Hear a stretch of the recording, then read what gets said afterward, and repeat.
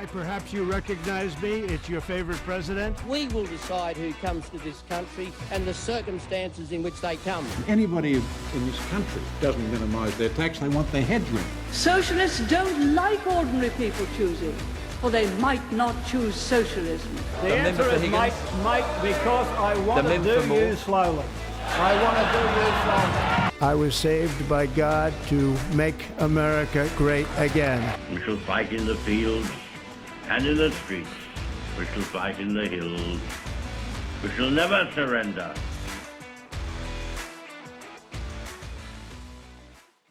G'day everyone, welcome back to another episode of Commanding the Narrative. My name is Tripp alongside Adam Zahra. How you going, Adam? I'm pretty good, Stephen. How you going, mate?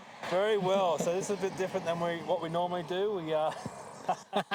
We're going to the country. We are on the road and we're doing a live collection of clips and different things because we are on a road trip out to Dubbo and Dunedoo and Wellington, a whole bunch of different places looking at the renewable energy projects. We are just out of Lithgow. We're at Wallaroo. We didn't even know that existed, and we didn't know this existed either. We just happened, Adam and I were talking about star seeds and different things, just some crazy stuff that we talk about. Yeah, and I looked out the window, I'm like, what's that? I thought I was hallucinating, but here it is. So Adam, you just looked this up. We just looked it up. So it was a coal-fired power station. It started in 1957 and it went for 50 years. Provided 15% of the grid's power for New South Wales. Yep. Okay, and then guess what they did?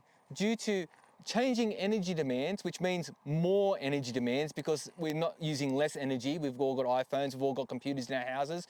How many TVs and stuff do we have? How many hot water systems, fridges, all these things. AI. So electricity use has gone up and they decided to decommission a power plant, a working coal-fired power station. Instead of rebuilding it and making it better or expanding it, they've shut it down and are going to turn it into a battery, storage and other renewable energy project usages.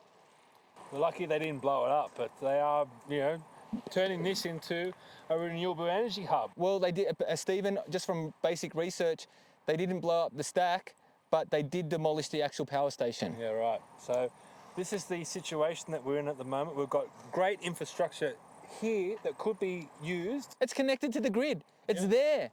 We can see where the power cables are. I mean, this is another thing. Why can't we build a small modular nuclear reactor here and feed it already into the grid? No, we have to have a renewable energy section for batteries. I don't know what's going to be powering the batteries. I don't see any wind turbines around here. I don't see any solar panels or anything like that.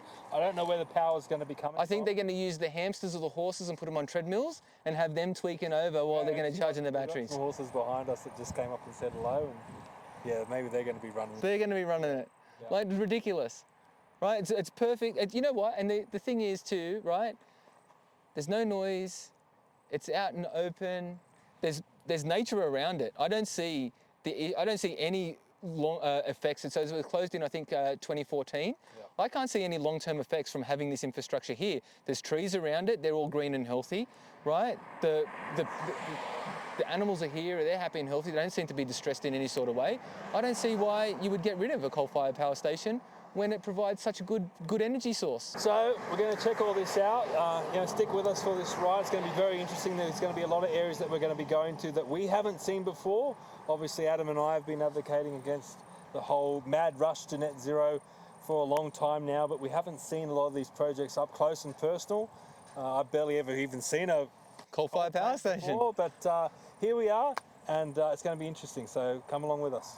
Enjoy. So we're back again. We only went up a few 100 metres up the road and we're like, there's another one! Another power station! We don't know where we are, okay? People are probably laughing at us going, yeah, we should know this stuff. We don't know this stuff. The last time I was on these roads, 150 kilometres now on a motorcycle. Well, so I've never been further west than Lithgow, so here we are, okay? Yeah, right. So behind us is a power station that's working. This is the Mount Piper power station, and this is the best view that we can find. But you can see the dreaded carbon pollution lifting up from the smokestacks there. Yeah, the smokestacks. But you've got to realise that is what clouds are made out of. Yes, That is steam from water being evaporated, being pushed through a turbine to create energy. Adam, can you smell the air? The air We should be all dying. It should be hotter than hell here. The air is so clean. The ozone layer's dead.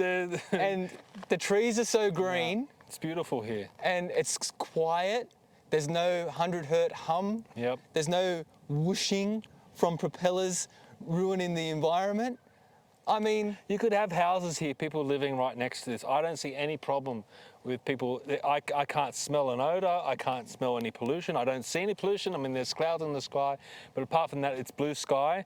There's lovely trees around. You said it's dead quiet here. This is what we're doing to this country. We're taking reliable baseload power sources and dismantling them, getting rid of them. Adam, tell us about Mount Piper, what they've got planned. So this provides 15% of our energy of our energy to the grid for New South Wales. 15%. Okay. There's a $160 million renovation going on between 25 and 26 because what they're going to do is upgrade it, and it's going to, guess what?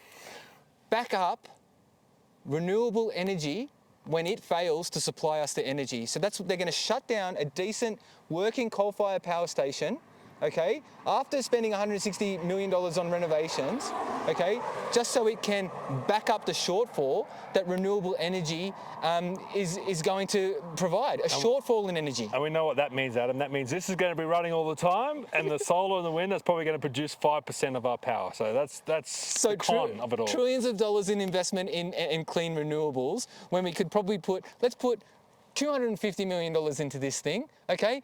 And let's make it turn out 30% of our energy grid, for our energy grid. Yeah. I mean, it makes sense. Why ruin something that's working when you can put up, what, fans in the sky that kill birds, trees and bugs? It's such a joke. You talk to the Teals on the polling electorates and they say, oh, our coal plants are so old now, we need to replace them. And like, how hard is it to change out a few turbines in a coal plant? Like, it's not like the concrete's going to fall all around you. Yet, they're putting up wind and solar that last 20 years. If you're lucky. Replace them anyway. If you're lucky. Don't forget, solar panels are only as good as the next hailstorm.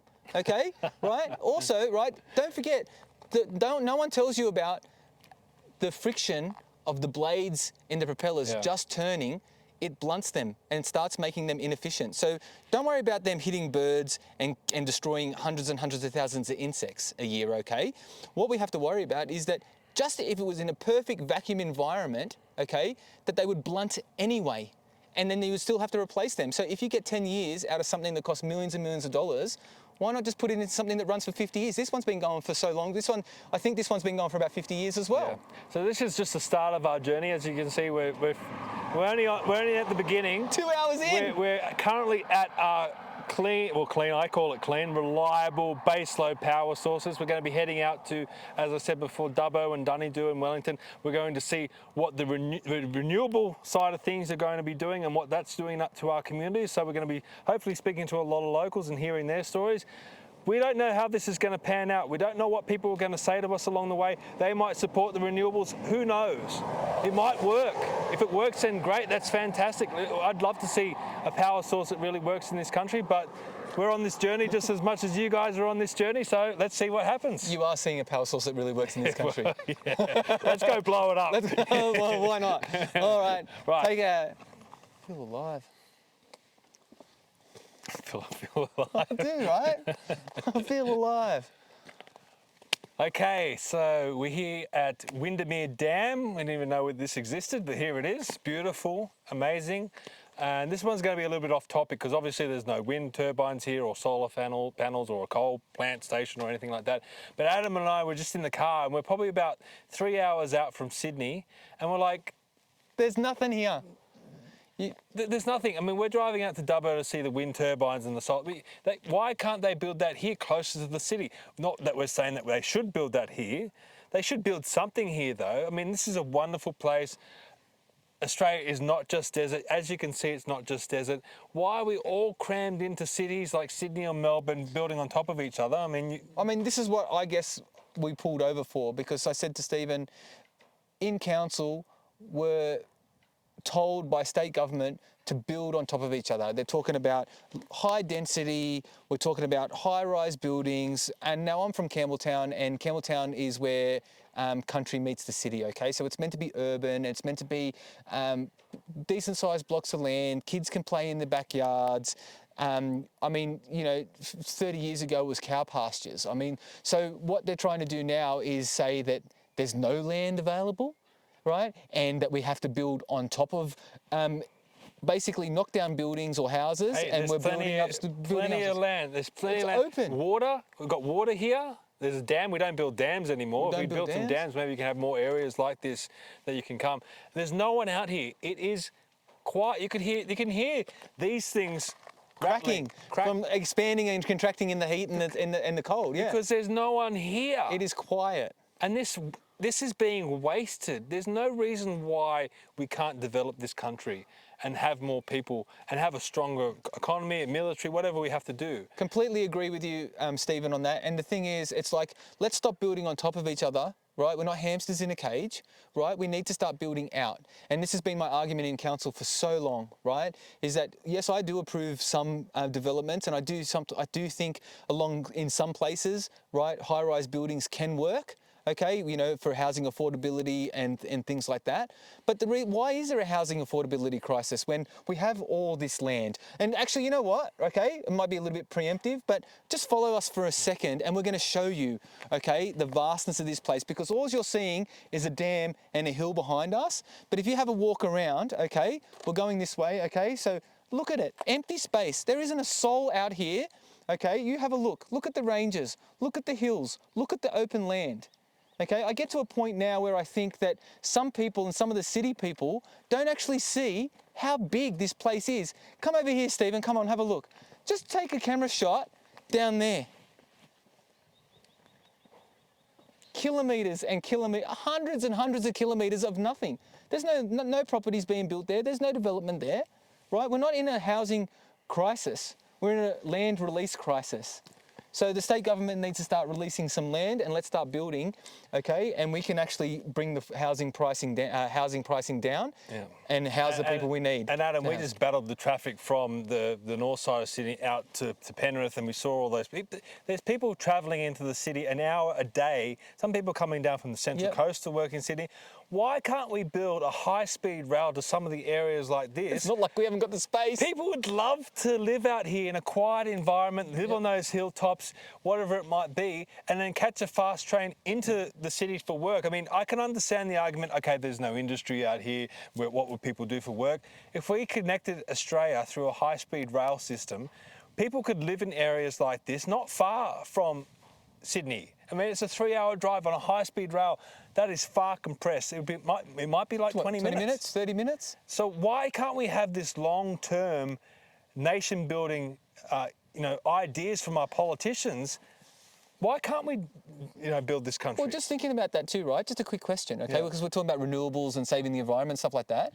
Imagine how many cars you'd get off the road with a high-speed rail. Yeah. And you could obviously be electrified, right? Then if you're using renewables, they're not renewables, but if you're using renewables, okay, right? Just plug it into Mount Piper, we just drove past. I mean, like, gee whiz, we can electrify it, right? Save the environment, get the cars off the road, get the traffic congestion off the road, okay? And actually have this country built, okay? Yeah. It's not a donut.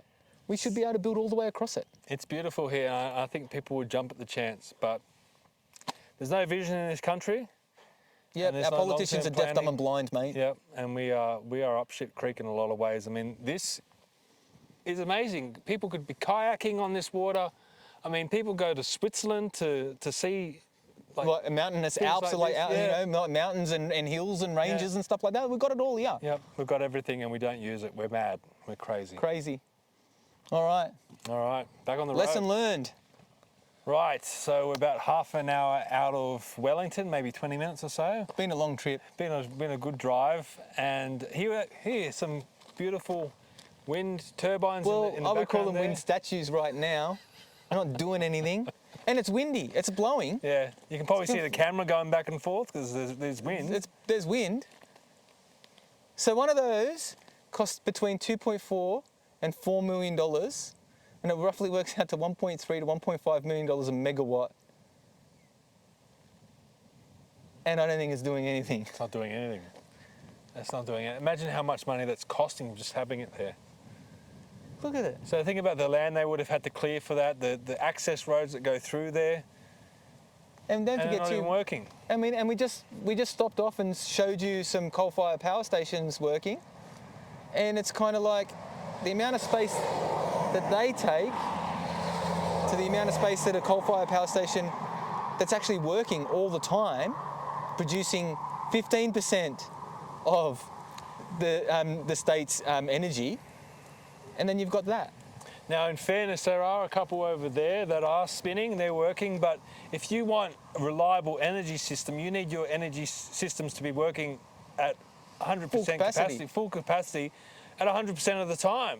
So how can we rely on these intermittent systems of energy and be able to survive? Not everyone can have a $30,000 battery with solar panels on their roof. And don't forget too, right, they're investing in coal-fired power stations to be backup for these kind of things. I think we should just worry about the coal-fired power stations. Yeah, so this is seeing this even without the stories of the locals and whether these are noisy at night. I mean, we have heard those stories about people not being able to sleep at night because of these things. I mean, we can't hear anything now because it's not working. And there's a bit of road noise and stuff. So hopefully these are the sorts of things we're going to see along the way. But at the moment, for me, I mean, the coal plant was working. It was fine. One wasn't working because they turned it off. But what good are these?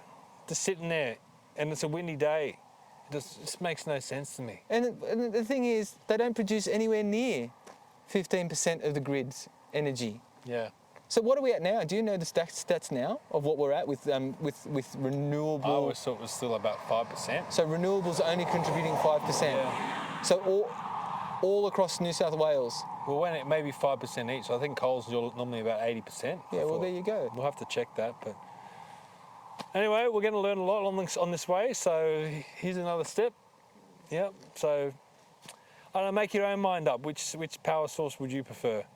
At the moment, this stuff is completely unreliable, and it's just junk sitting there, in my view. So. And they don't blend in with the scenery at all. Whereas the coal-fired power station, you know, from certain angles and things like that, you could actually see that it just, you know, that it blended into the landscape. Yeah. As such, you know, obviously not where it's cleared and you can see the full factory happening, but where the bushland was, like, you know, cascading down into it and stuff like that. You and I could build a windmill that would turn better than that. Well, you know, farmers do it all the time, right? I mean, apparently they don't even spin to face the wind. So, mate, tell me. What are we talking about? Anyway, we'll continue on. Right, so we're here in Goori. I hope I said that right. With Katy McCallum, the president of Let's Rethink Renewables. Katy, how far did you drive, or how long did it take you to drive down here yesterday from Kilkivan? Well, it should have been 10 hours, but it took me 13 hours thanks to Google Maps. Okay, so why did you drive 13 hours to come down to the Central West Orana to see all the renewable projects today? Because the rest of Australia needs to see what's happening out here in these places. Yeah. It's really important that we come to places like this. I mean, just driving into town here, I see there's another site where a battery energy storage system's about to be placed. Yeah. I don't believe that people in the city, in the built-up areas of Australia, understand what's happening in these country towns. Yeah. I come from one of these country towns, Kilkivan, up in Queensland. It's happening to us. Yeah. So Let's Rethink Renewables' goal is to get the reality of the rollout of these industrial renewables into the city so people understand what's really going on. Okay. So what are you most looking forward to seeing today? I think that I want to speak to the local people and get to hear their stories about how they feel about it. Yeah. I mean, we all know that it's a bit of a split, contentious top issue in some towns. Yeah. There are certain groups that have taken big amounts of money to prop up the local footy field, you know, from these companies. Yeah. That's a bit of a false economy to me. I mean, I think that those sorts of things should be funded by government programs, community initiatives anyway, not by global companies who've come over here and given the money to the town. Yeah. It's like a little bit of a lolly bag that just keeps everybody hanging on. Yeah. These companies will be gone in 10 years, and where's the money going to come from then? That's right. So it'll be good to hear how people feel about it. I mean, after all, that's what matters. Mm-hmm. The people that live in towns like this one here, we need to hear their side of the story. Yeah, okay. All right, we're going to be talking to Katy all day today, no doubt. So let's see how it all unfolds. Righto, so I'm here with Pete. You've got this great sign behind you. Obviously, you're very passionate about this solar project. Tell us Absolutely. about, why did you go to the effort of putting this sign together? So we've got a company called Ven Energy that approached a few landholders to put in over 3,000 acres of solar panels, and now they've increased that to best storage. And it's only a few k's out of town. We're in the little beautiful township of Geary in New South Wales. And yeah, they've just said, right, we're going to come in and do a study onto putting 3,000 acres of panels, and it's only a few kilometres to the north of town, wrapped around the side of the community, and the community's up in arms about it. So is this project underway at the moment, or is it just being proposed? It's gone through the scoping study report. It's going through the EIS currently, so we're getting the message out there. We've got a current case with the AEIC, the Commissioner, about the poor consultation and engagement practices with respect to Ven Energy. Ven Energy have got several projects, one in Victoria, a couple in New South Wales and one up in Queensland, and they're all basically have the same lack of engagement for all those projects. So personally, just for you, why are you against the project? What's the main issues for you? The main issues are the lack of engagement. I own a little property that adjoins the actual project area, and there's several of us that have got the project wrapped around 3 sides of our little farms. So it's a beautiful rural landscape. You've got Wellington, Wellington North, and now Maryvale. There's probably close to 5,000 or 6,000 acres of panels growing between Wellington and Geary, and this is the third big project that's going to now connect from Wellington all the way through to Dubbo, and it wraps around my farm, several other farms on 3 sides. Now, that is just not acceptable. We weren't engaged, we weren't consulted with, and that's why I'm angry about it. Hang on, governments and politicians love talking about community engagement. You're saying that hasn't happened? We got a letter in the mail that said basically this is a done deal. We're going to put a red project around 3 sides of me. That's how I found out. Yeah, right. And then they had very disingenuous engagement after that. And have you had any discussions with local politicians? Is there anyone that has been supportive of you? Or very much so. We've had several politicians, the councillors from Dubbo Regional Council out here. Ven Energy have been named in Parliament several times, including in the REZ inquiry. They've also been named in the Victorian Parliament for not doing the right thing. They fudged soil samples in Victoria. We are very, very upset about this project. It's going to go through the EIS, and we feel very disempowered. Tell me about the company itself. Is it an Australian company? No, it's not. It's a Canadian company backed by some overseas interests. They're a shelf company with no backing. They're actually trying to flip it already. They're already trying to sell out. So they're genuine flippers. Yeah, right. So they'll take all the subsidies and all the subsidy and grants, and they're already trying to sell it, even though there's only lines on a page at the moment. Wow. So they can just walk away at any time and leave us community members with nothing. So hopefully this footage goes out to not people local, but across Australia, and potentially in a lot of people that from where I am in the northern beaches of the city, I'm surrounded by teal electorates. Now, for people that are living in those electorates, voting for politicians that are pushing for this stuff, what's the main message that you want to send to them? Well, the main message is that they're just not. The size is just totally incompatible with the landscape and the communities. Like, we're talking about thousands and thousands of acres of land-based solar panels that are 5.5 metres high.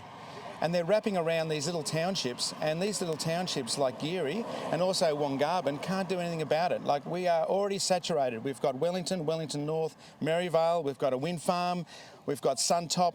We are already empowering probably about 23% of the total REZ capacity within 20 kilometres of Geary. Like, we are saturated, so enough's enough. One more question. I've been on polling booths with Teals, and I've asked them about how do you guys feel about the environmental damage that's happening with these projects, these renewable projects, and they say, well, they're all getting built out in the desert, so is this desert around here? It looks very green to me. Pristine countryside landscape. And the thing is with this project, it's actually built on a hill 4 k's away from town. So it's going to impact on the flooding aspect, fire.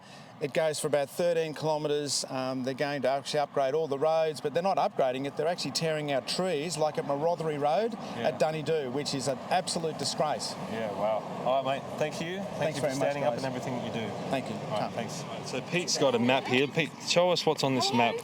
Very good. So this is the project outline for the Ven Energy CWOREZ solar project. It's going to have also BESS batteries all through here. So that red line, that's the whole project. That's the whole project. Yeah, and you can see the town that we're in right now is Geary. We are standing right here, the little town of Geary. You've also got Wongarbin. So this dwarfs both those towns. Absolutely, and there's over 1,600 residents within a few kilometres of this industrial facility. That's crazy. That's the scale of these projects. And my house is that one there. Show us the satellite image that you had there. Oh, yep. So this is the satellite one with the layout. Right, and that's definitely not desert. That's farmland. We've got green country. It's got pristine farming country, and we've also got native habitats all the way through here. Yep. And you got wildlife that come through here from the Macquarie, go from the dam to the Macquarie marshes. We've got the highway.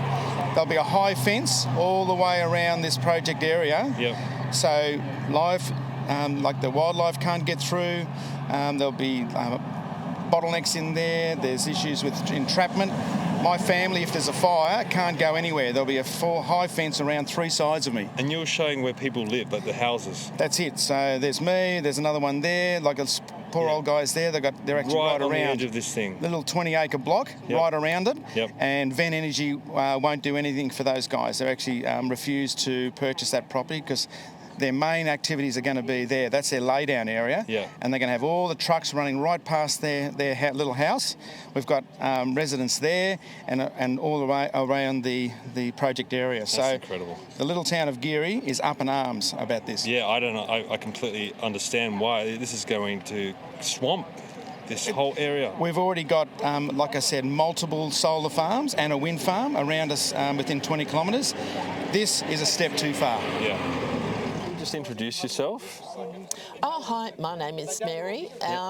We have a property on the other side of this proposed project over there. We've got nearly 500 acres and they're trying to put in like a 278-degree view is what we would end up of nothing but solar panels, whereas now we're looking at rural bliss, bird life, the contours on the water that comes into our property, the dams that overflow. We're downhill from the whole proposed project. Yeah.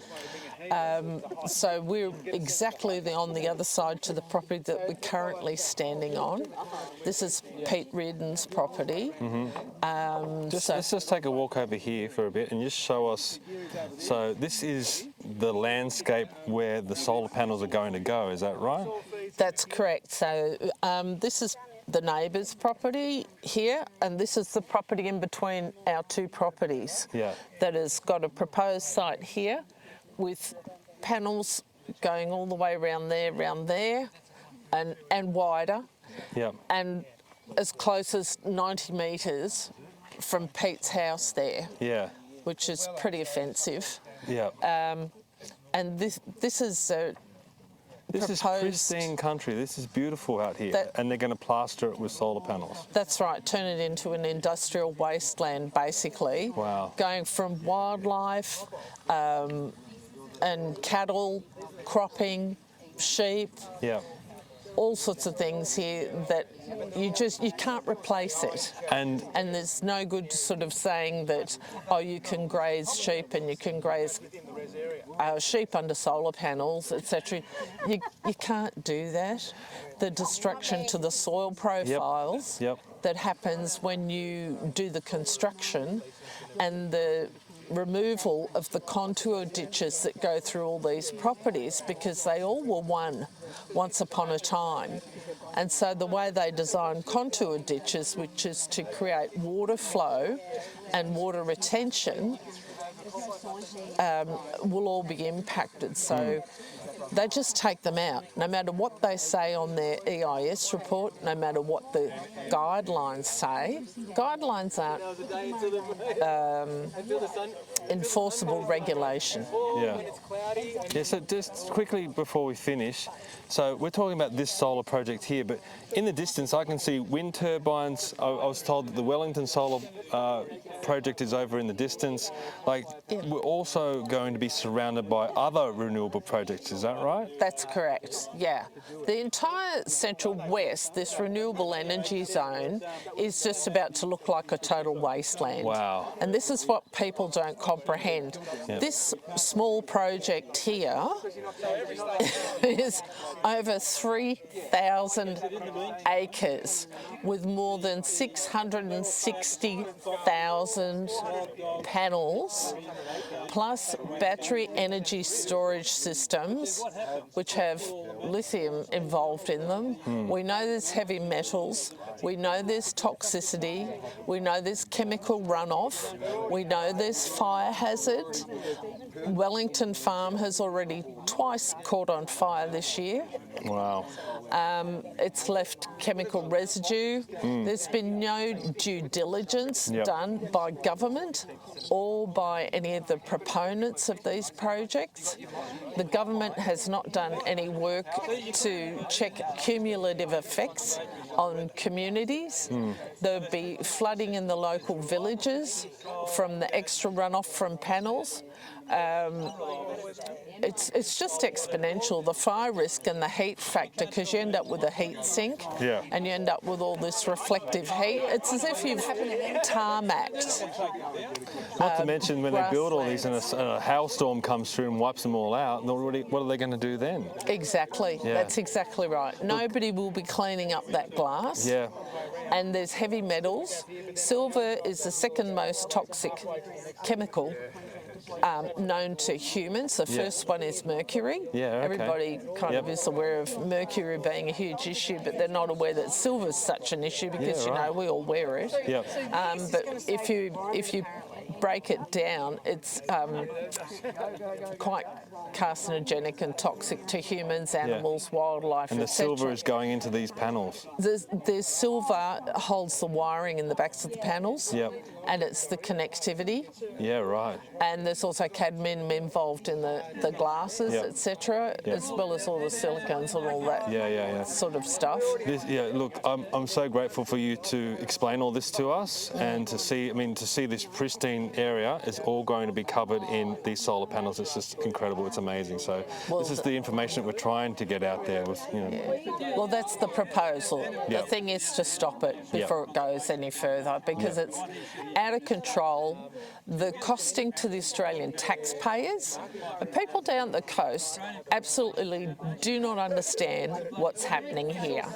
And this is quite clear that they are absolutely ignorant, and they're being marketed through mainstream media, etc., all sorts of false stories by the government and the proponents that of what is proposed here and how vast it is. Basically they want to take out all of the New England with wind turbines. The country up there is absolutely beautiful, and everybody that's driven the New England loves it. Loves the little townships. It's definitely not desert out here, is it? No. And the people that have got farms and quiet life, and if you want to come for a tree change, a rural holiday, you're not going to come out here and sit in the middle of an industrial wasteland with your camper van taking a look at, nothing but glass tarmac and wind turbines that are thumping. And then you've got Dubbo Zoo out there, and nobody's thought well into that. You've got Dubbo Zoo doing a terrific job out there, trying to do conservation work, save wildlife, save elephants, save endangered species, with breeding programs for rhinos and tigers and all sorts of things. What's going to happen to them? They feel vibration through their feet and they couldn't handle wind turbines. Yeah. Surely not. Yeah. You know, never mind the night sky. You've got parks, you've got the observatory over there, you've got up in the Warrumbungles, you've got the night sky. We've got observatories near us. Yeah. That'll all go because there won't be a night sky anymore. It'll disappear as bad as your daylight. Yeah. And environmental corridors where you've got all the wildlife going through. We've got echidnas, we've got goannas, we've got endangered bird life. Over on our property we have a biodiversity order and a riparian order over it, like quite a big section of it, you know, a few hundred acres there. But we're very proud to retain and improve, and we want to encourage the native grasses and the wallabies and all the wildlife is just vast. We have spoonbills every morning come into our dams. We have grey herons, white herons, long-necked white cranes. We have grey-crowned babblers. We've got these little grass parrots that are just gorgeous. We have all these little finches and wrens. Yep. This is Australia. I mean, this is not just the landscape, but the wildlife. I mean, this is what we need to protect as Australians, all of us. Yes. You know, we have the responsibility to look after what we've been blessed to be, you know, to live on this country. We can't let these multinational corporations just come in with the backing of government and just ruin these landscapes. So look, I thank you so much for sharing this information and letting us see this, you know, with our own eyes. It's just crazy what's happening here. So thank you so much. Oh, you're welcome. We're grateful to, you know, have any amount of coverage and educate the rest of Australia as to what's going on here and how we all need to take part in stopping the craziness of what is proposed. You know, if it was save the koalas, which it literally is, because you've got Energy Co running power lines, just running bulldozers through. If Marothry Road doesn't tell you anything about what's going on, which was an absolute environmental ecocidal disaster, they plough through with everything. They just go through hundreds of miles of bush, waterways, wetlands, take everything out. They are taking koala habitat. Yeah. You know, and people just aren't thinking beyond, oh, I need power for my house, but your power in your house in Sydney has, and you know, the coast has gone up how many times since they started the renewables program? Yeah, because crazy. you and I pay the bill. Yeah. I'm a member of Currajong Trees and also a little bit of Lucerne. That's actually SSAL, or State Significant Agricultural Land. So there's at least 20-25% of the project area on State Significant Agricultural Land, which is there on the right. So what they were just telling us is all this green up along the hill here, this is going to be solar panels. I know people that give their right leg to have this rich volcanic soil that you're seeing here. You shouldn't be covering this up with solar panels. Absolutely, and it's not just about the total area, it's for viable farms. So our children can't buy these farms for decades, and we've got children who want to get on the land and we can't. Well, I guess that's the point, isn't it? If they can't stay on the land, where are they got to go? Into a big city. Yes, it's going to be reducing the capability, farming capability for the nation. Yeah, correct. See, people complain about, oh, you know, someone's going to build another story on their house that's going to block my view, and they'll push back against council. Like, what about here? What about, you know, with this, cover this beautiful land with solar panels? Not only are you destroying the land that could be productive farmland, you're destroying people's.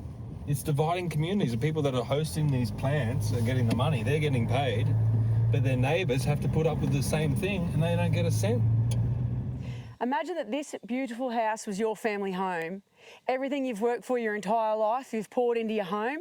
Every home every Australian owns is their castle. And then you find out that a company has come in and has purchased all the land around your home, and you're now going to have solar panels come right up to the edges of your 25-acre block of land where you intended to spend the rest of your life. Just imagine that for a moment, because that's what's going on throughout all of rural Australia right now.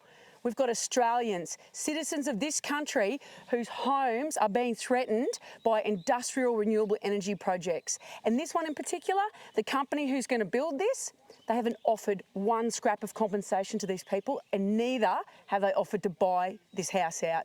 These people are going to end up with their home being valueless, because who's going to want to live in this beautiful house with black glass right up to the edges of its yard? So this is the Maryvale solar project. This one's under construction. So I don't know if you can see it from the car here, but we've got what looks like irrigation. They're what the panels are going to be sitting on. And we just drove through a whole section of it back there. This is covering, it's not desert, as the teals will have you believe that all this stuff is going in the desert. No, this is going on prime farmland. See, it just keeps going and going and going and going. And what I want to know is, where's the transmission lines to hook all this stuff up to the grid? How is this going to power anything? I mean, that all needs to get built as well. So this is just crazy.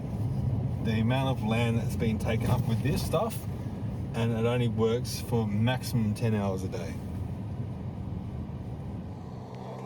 So this is the Maryvale solar project that's under construction here. And you can see the scale of this. You can see the workers coming in and out here, all giving us weird looks. But this is 1,000 square kilometres, or 1,000 acres of project.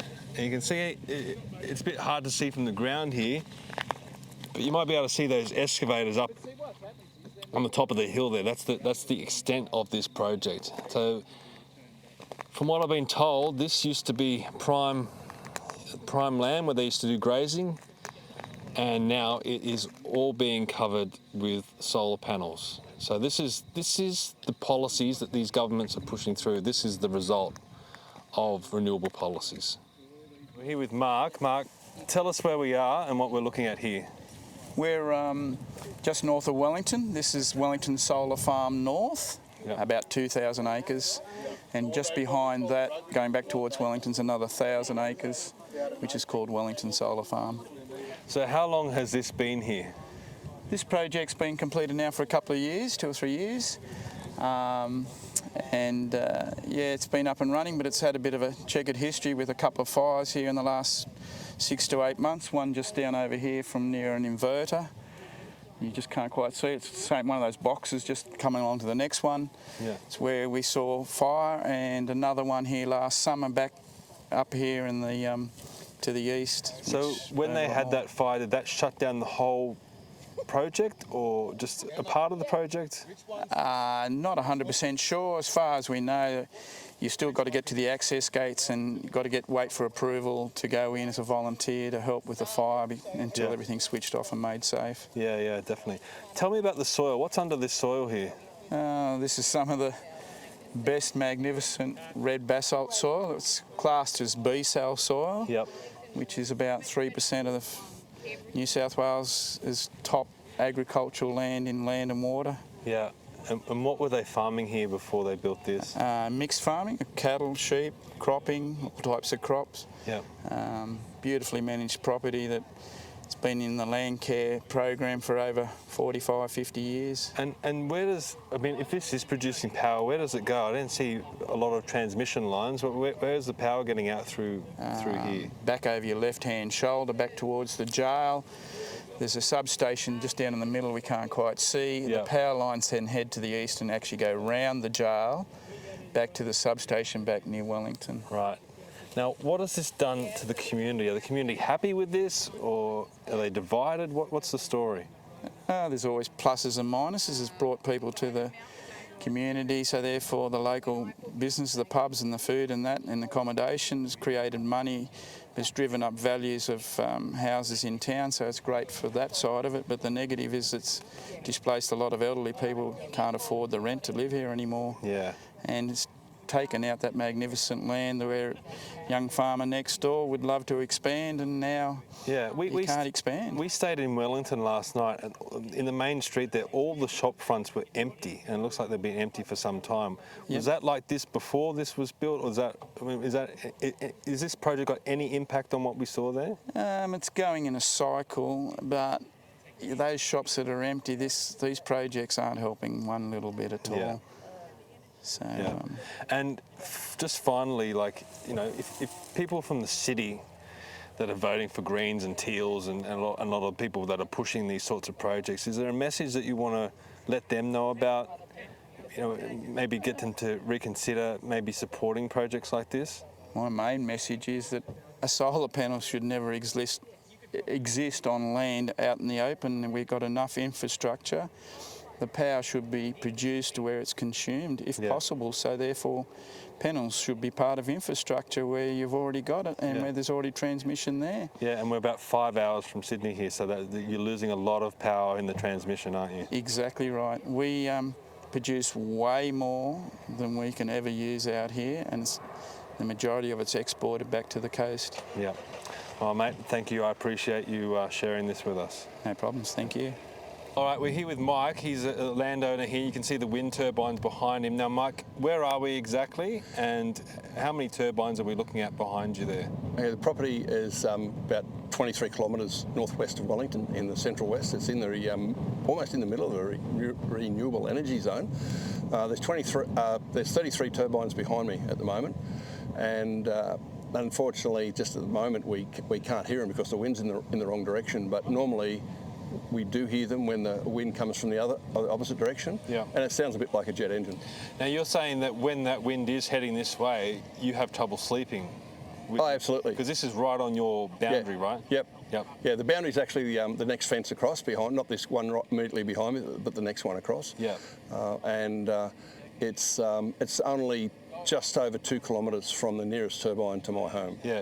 Mate, your property is amazing, and when we're up the top here, we can see the whole area. You can see this view. You can see everything here.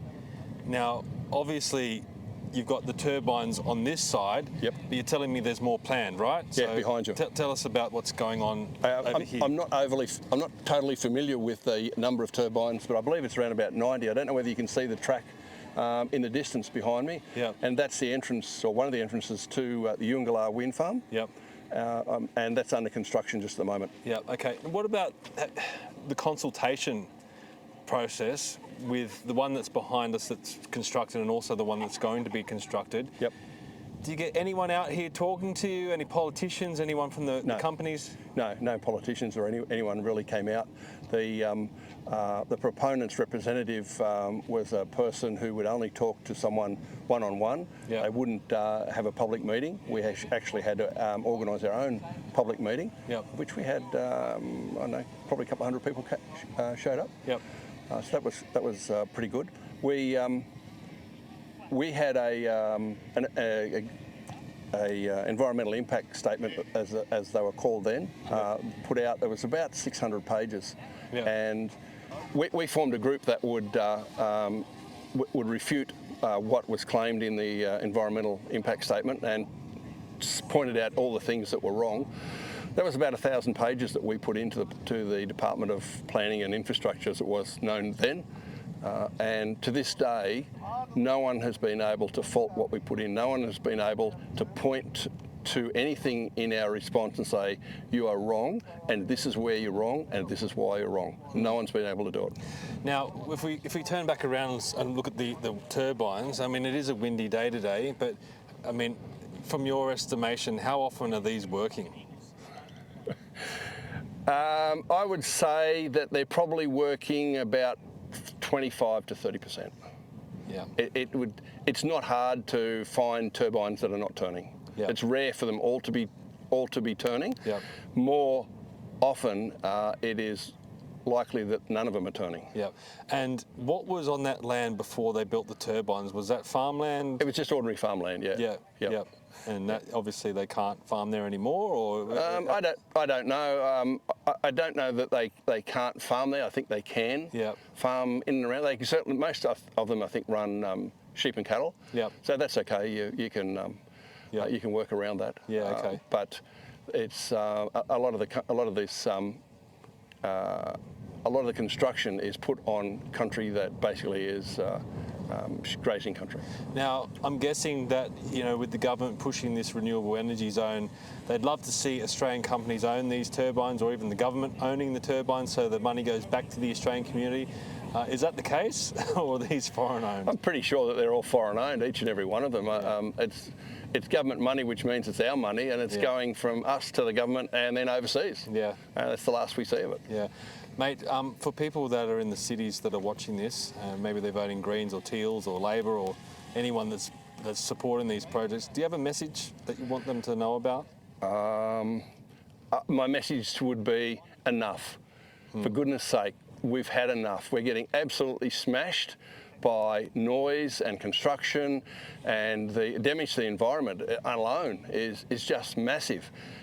To actually have a bureaucrat or a politician that's put a circle on a map and go, this is a renewable energy zone, and stuff everybody else who is not wanting to be part of their political process, such as ourselves, we're just getting smashed. Yeah. We have turbines behind me. I've got turbines to the south of me. To the west of me, I've got solar farm, and to the east of me, I've got another project that's slated to come in almost right on my boundary. Yeah. Enough. Give us a break. Yeah. All right, thanks, mate. I appreciate it. Thank you very much. Right, so I'm here with Sal Edwards. You were the Libertarian candidate for Parks. We've already had that powwow, so we won't go into that.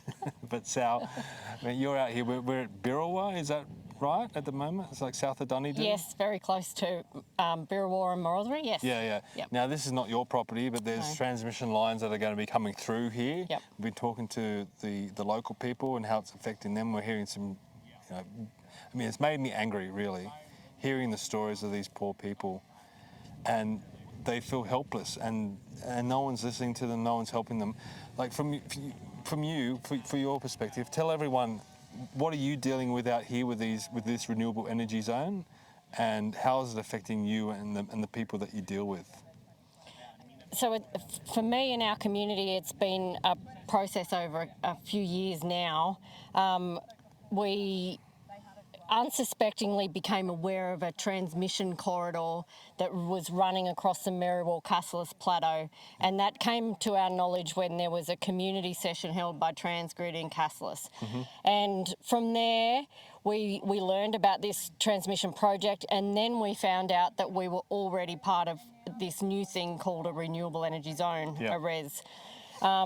We later learned that the communities were meant to be consulted and their local views sought before before a renewable energy zone could be declared. Yeah. That didn't happen in our region, it didn't happen in our communities, and our council didn't even know about it. Yeah. So that first transmission line, that local group rallied and got together, and they said no, that it was going across prime farmland. They said no, we're not having a bar of that, go elsewhere. Yeah. And they won.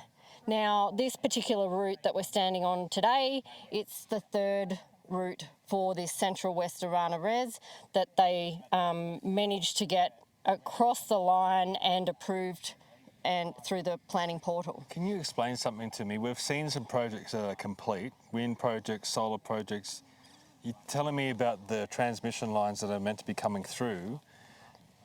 Like, are the projects that are built, are they connected adequately to the grid? Are they, I mean, what's the story? Or was all this stuff for future projects? So this transmission is for future projects, and I think it maybe was 6 or 12 months ago they announced the access rights for this particular transmission route, and which projects would then connect their electricity to this transmission. The ones that are already built, I believe, are all connected to existing transmission, and there will be more built that will further connect with existing transmission. And then the big elephant in the room is we have been told that there are future 2 stages of transmission, but we are unable to get transparency around where those routes will go. Yeah. Unfortunately, the communities are the last to find out. Yeah. And these developers they must have some knowledge of where future transmission can go, because they're recruiting hosts in those areas. Have you come across any Australian-owned developers? Not off the top of my head, no. So they're all multinational? Yeah, and some of them could be partnerships. Yeah. Or what do But they they're definitely call not government-owned or foreign-owned private companies? Look, we would need to get into each specific developer, but I know of developers that do have government interests in them. So yes, it's a mix. Yeah. Okay. Yeah. Now, before when we were talking at the last site where I was asking you, what's the thing that's riling you up the most, the thing that you most care about when you're talking about any of these projects? I mean, to tell people out there, is it just the sight of them? Is it the lack of community consultation? Like, when you think about the whole renewable energy project and what it's doing to the community, what are you most upset about? Overall, from my experience and what I've seen, it is the fact that the communities are kept in the dark. The truth is hidden from them. There's not one place still today where our communities can access information on the whole of the REZ project. It is only accessible project by project, so that's up to 40 projects already. And unless you're sitting there trolling through the information, you can't possibly fathom what the entire REZ will look like. So the lack of transparency for one, the lack of involvement, the communities and even the councils weren't asked. This is what the state government needs to do. We need to generate electricity. They didn't ask for buy-in or for support. They literally put blindfolds over everybody until they got developers on the ground. Are you talking about the government or the actual developers and the companies themselves? Like, who are you most annoyed at?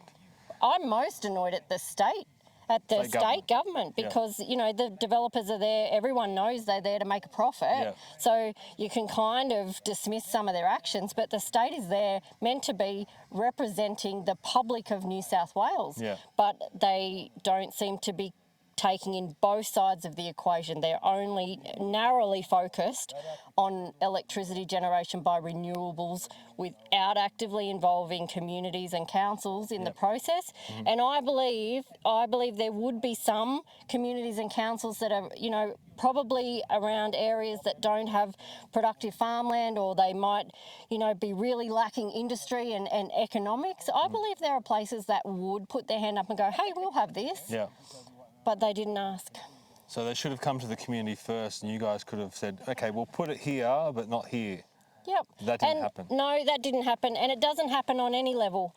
So the farmers who are under transmission routes, from the very get-go, they were shown the exact proposal of the route without saying, we need to get the transmission from here to there. Can you help us work out the best way possible through your area? That's not what happened. They sat in Sydney and drew a line on the map and said, this is where we're going to go. And by the way, if you don't agree, we'll compulsorily acquire your land, your property anyway. And that's from what we're hearing from people, that's tearing apart not only the community, but even families. Where families, I mean, maybe they don't agree, maybe the parents are just over it, they're elderly, they don't want the drama, and the kids want to fight it, and there's that divide there. I mean, there's all different types of circumstances. I mean, how do you feel about that when you're seeing a lot of your community being torn apart, even at a family level, when it comes to just these projects? And I mean, it's one thing if they worked, and we just came from a wind project, and if that was providing 15% of the electricity for New South Wales, you could say, okay, well, there's a bit of a benefit there, but there's no these things are not providing much electricity at all.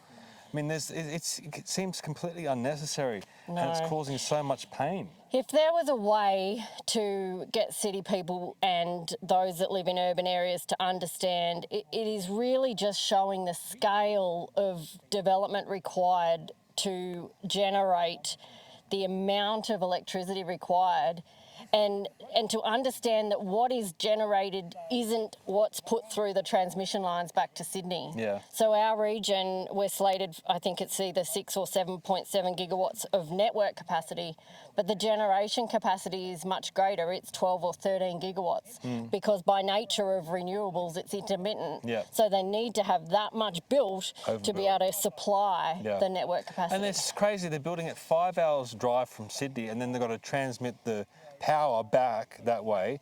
I mean, the amount of power that they would lose just in the transmission alone is completely nuts. Like, what? I mean, if you were going to go down this path, why wouldn't you build it on the doorstep to Sydney? Exactly. Why does it have to be out here? It makes no sense to me. It doesn't make any sense, and I think that was one of the biggest issues. So my background's in community development, so I know what it is required by a cost-benefit analysis, and not only that, looking at the case for change. You know, what other alternatives were actually looked at before a renewable energy zone was decided? Yeah. So where is the proof that solar couldn't be put on industrial rooftops, or solar couldn't be put on highways, or solar couldn't be put anywhere other than on prime agricultural land? Yeah. Look, I've been asking people a question at the end. If you were to speak to people living in city electorates that are voting for Teals, voting for Greens, voting for Labor, voting for politicians that support this stuff, and this is Liberal Party policy, by the way, these renewable energy zones. If you were speaking directly to them, what's the main message that you want them to know? I mean, obviously they haven't been out here, they're not going to come out here and see it themselves. But what can you communicate to them if they're watching this? Don't believe everything you see in the media, for one. We're all volunteers, those of us who are, trolling through the project information and then putting together the RES map of what is happening. And we are fighting against organisations and corporate entities that have big media power. And we see these stories of the great benefit of agriculture being run under solar panels, whether it's sheep, and there's talk, even in the Climate Council's brochure, they talk about vegetables and beef under solar. Yeah. Nowhere in Australia can you see that. Yeah. The sheep that are being utilised to keep grass down, to whippersnip and slash. So my biggest piece of advice is actually double check what you're, taking in, because a lot of it is propaganda. Yeah, yeah. Well, look, thank you for everything that you do. I know how hard you work in the community, and you probably don't need it. You'd probably love to sit on the farm and just enjoy life, but maybe next time I can have you on the podcast and we can argue about libertarianism. Rightio. Look, I appreciate everything that you do, and I am angry, and I don't even really have the words to express how angry I am seeing a lot of this today. It's just, this country has so much potential, and to think about the amount of money and the effort that we're taking into building this renewable energy zone, and what benefit is it really doing? It just seems to be tearing things apart, and it's just so frustrating. It really makes me angry. Those that oppose it are often touted as the loud minority. Yeah. But unfortunately, we're the ones that we get the phone calls, or the people in the street, or our friends and neighbours in tears around the dining table. Yeah. And not everyone can actually have the time or the capacity to step into the fight. Yeah. But for every one of us, there's another 10 or 15 people not sleeping at night because of this. And we're not a loud minority. We're just concerned community members. Yeah, definitely. Yeah, you don't need this. No. Yeah. All right, thank you, Sal. Thank you. Yeah. So I'm here with Miss McCallum again. I said to her, do you want to speak? And she said, no, get someone else. Then she was behind the camera and she's like, right, my turn. I'm fired up. And then she says to me, what are you going to ask me? Open reign, you can say whatever you want. Oh, where shall I start? So, I come from Queensland. Yeah. I come from Kilkeven, west of Gympie. Where New South Wales is not so bad, right? I did call my husband as I crossed the border yesterday. I said to him, we need to move to New South Wales, our roads are better. Yeah, the roads are so much better here. Yeah.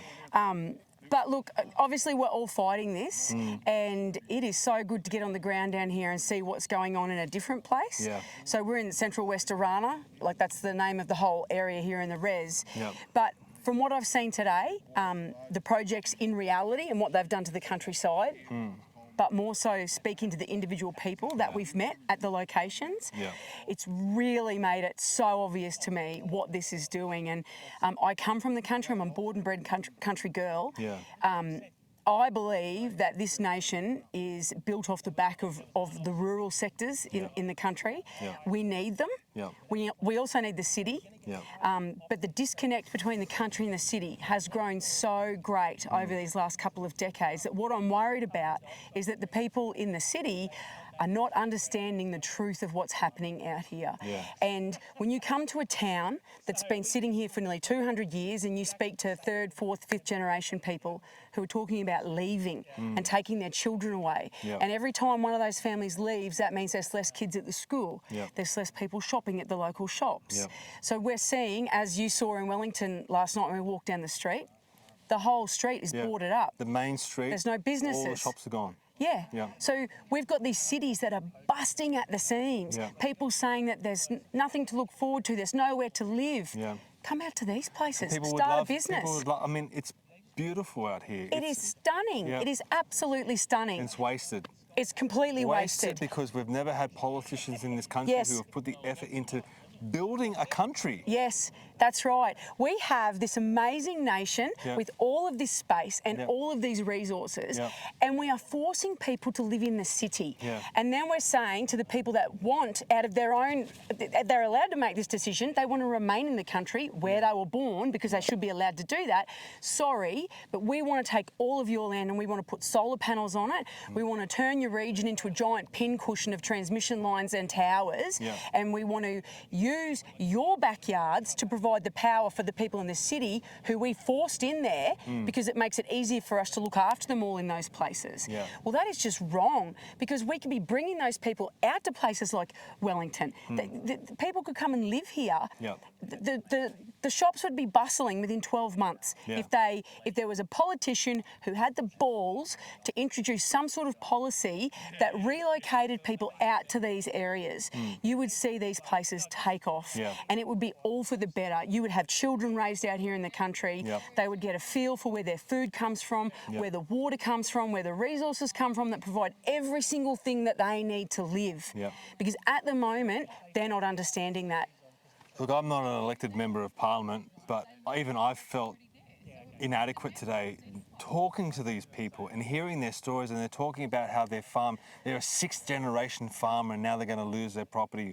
Or they've got a house that's from 1902. It's a beautiful house, but they can't sell it. They can't sell it to anyone because they've got a wind turbine. And why should they have to sell it? And I feel inadequate. What can I do to help these people? And I guess the only way I can help is try and get this message out to them.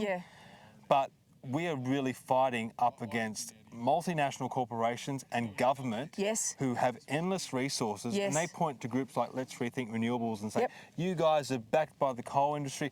I wish we wouldn't be here paying for this ourselves, would we? I wish we could have some media behind us, or trying to get media out here to actually see this for themselves. They turn around and they say, it's not really a story.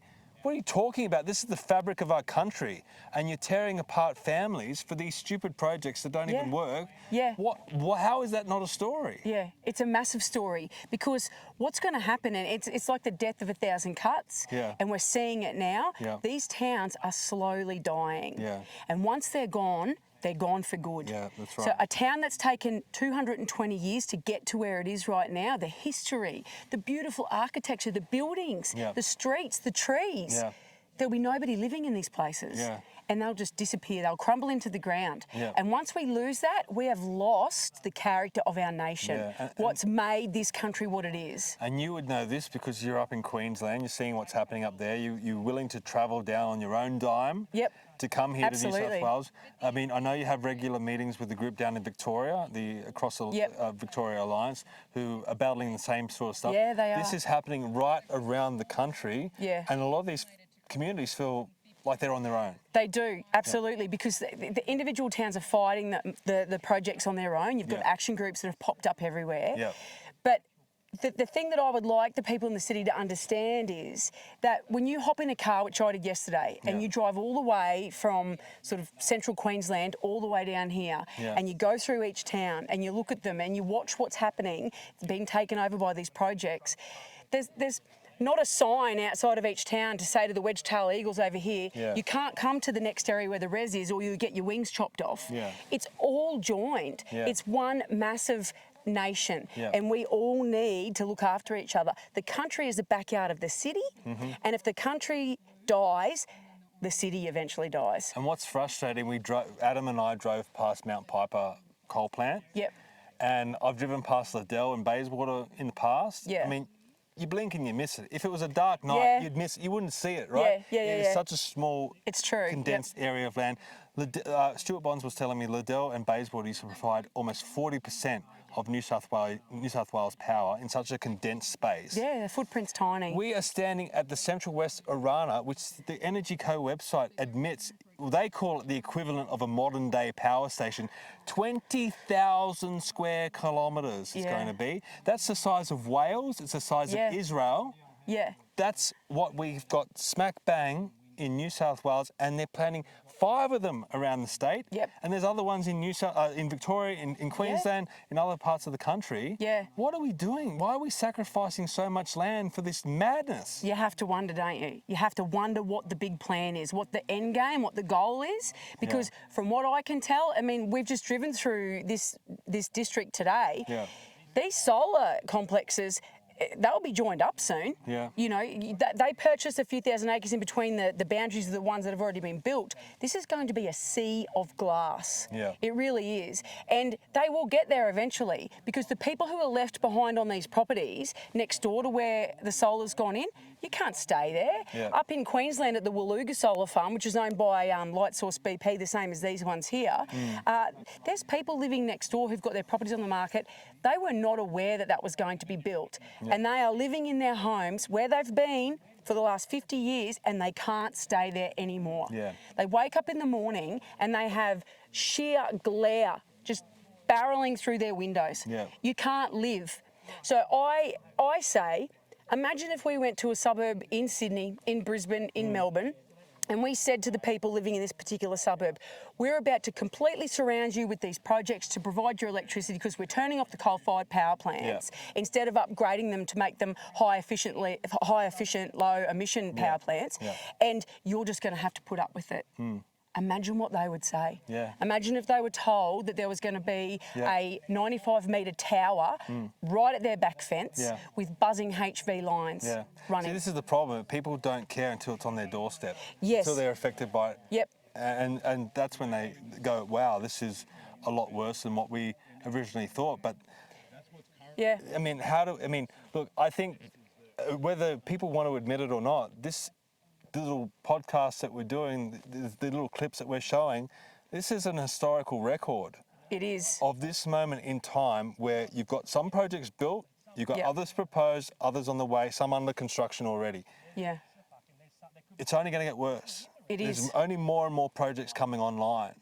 And this, you know, at some point in time, people are going to look back and say, why didn't anyone push back against this and sound the alarm? There's groups like Let's Rethink Renewables out there. There's other groups like NREN and you know, others, little community groups that are doing the same thing. People need to start listening to them. They do. They do. It's very clear, but that we have got a very large contingent of politicians trying to shut us down, all of us. Just look at the hearings that they've been having for the Information Integrity Senate inquiry that's going on right now into the renewable sector. You know, they can hop there and they can hop in the seat and they can make comments like, we're yet to find anybody in these rural areas that's against these projects. Well, clearly they haven't come out here. Okay, because the only people that I have found so far, anywhere I've gone in Queensland or down here in New South Wales, who are for them are the proponents for the projects who are financially gaining out of that project, or perhaps somebody who sold off a property that they didn't want anymore because they might have come here 20 years ago and they want to go back to the city. So the truth's just not getting out. And when you try to tell them that, you just get shut down. Definitely. And Chris Bowen, I mean, I think I've seen him like 2-3 times a week over the last few months saying that there's nobody in the rural areas against these projects. He's not yet met anybody. He hasn't been out here. No, he hasn't. Yeah. And I did say to, on a piece where I spoke a little while ago, Chris Bowen, please come to the Wide Bay where I live and you ask the people what we think about it. Yeah. There is nobody up there who wants any of those projects. Yeah. We've got a giant solar farm, and I call them farms. I know they're not farms, but they're actually titled solar farms on the signs on the fences. Yeah. It is sitting idle. It's been built just up past Waluga. It's been built. It's sitting there. It's not even connected. It's just, and we've paid for that. Yeah. Everybody standing here today, we've all paid for it through tax. Yeah. It's taxpayer funded. And the Westpac Bank did a release recently saying that they were assisting with this particular solar farm because it was going to supply electricity to them. I've been asking because, I mean, I've been in Germany. I've driven through the middle of Germany and I've seen the wind turbines all around everywhere. And what's matching the wind turbines is all the transmission lines that are connecting these wind turbines. I come out here, I see the big projects, I see some little small transmission lines. I'm like, hang on a second, are these even connected to the grid? People say, well, I think so. Well, but that's a big question for me. Like, I agree. And then we're on this property right now, and they're talking about 3 transmission corridors coming through here. There's a lot more work left to do. There's a lot of compulsory acquisition left to do. There's a lot more farmland to be taken up. I mean, we may even just be in the infancy of this whole renewable energy zone. It's the industrialisation. What it will be the industrialisation of rural Australia. Yeah. And you know that our catchphrases for Let's Rethink Renewables are that, you know, our 5 pillars, productive farmlands is one of them, rural landscapes. I mean, look at this. This is stunning. It is absolutely beautiful. To not appreciate this and think that to cover this with the HV lines is okay just boggles my mind. But our pillars, the wildlife habitats, the strong communities, the Australian way of life, once those things are gone, they're gone for good. You can't fix this land back here once you've contaminated it that's right. with concrete, steel, toxic heavy metals leaching off panels, BPA shearing off the blades of turbines. You want to get organic certification for the land that these solar farms once sat on? You'll never get it. Not unless you dig 5 metres of the ground up, remove it all and replace the dirt. Which is not going to happen. No. So it's the industrialisation of rural Australia. You know, it's we just need every single Aussie to understand what's going on. They really do. This is not about saving the planet. It is not. And I can tell you right now, there's a little species of skink that lives up there near the power link lines they want to put through the Wide Bay called the Nangur skink. 138 of them left on the planet. And quite likely will get wiped out by these lines they want to put in.